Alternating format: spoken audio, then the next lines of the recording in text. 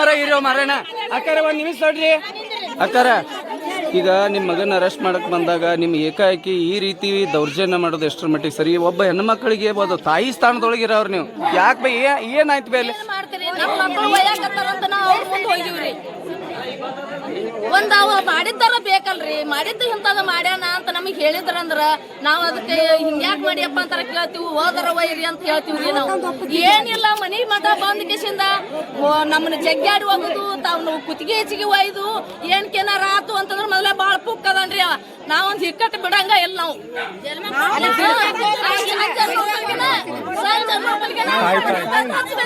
ಅಕ್ಕಾರ ನಿಮಗೆ ಏನಾಗ್ಬೇಕ್ರಿ ಮರ ಅವ್ರು ಅಲ್ರಿ? ಈಗ ಮಗನ ಒಯ್ಯಾಕತ್ತಾರ ಒಯ್ಲ್ರಿ, ಆದ್ರೆ ನಿಮಗೆ ಈ ರೀತಿ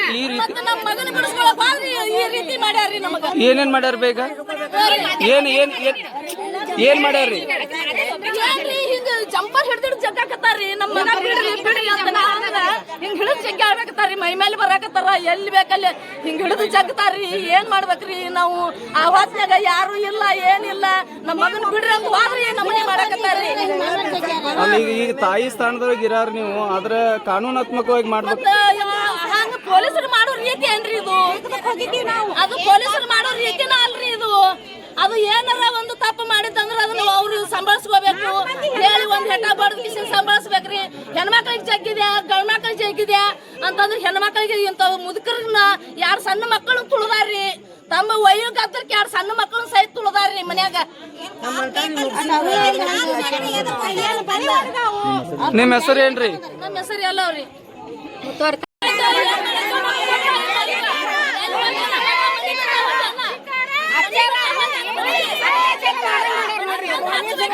ಮಾತಾಡ್ಬಿಡ್ತಾರ್ರಿ ಒಂದ್ ನಿಮಿಷ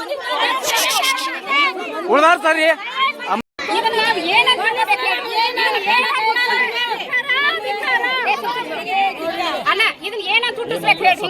ಏನ್ ಸರಿ ಮಂಚು ಡ್ರೋಮ್ ಅದಾವು.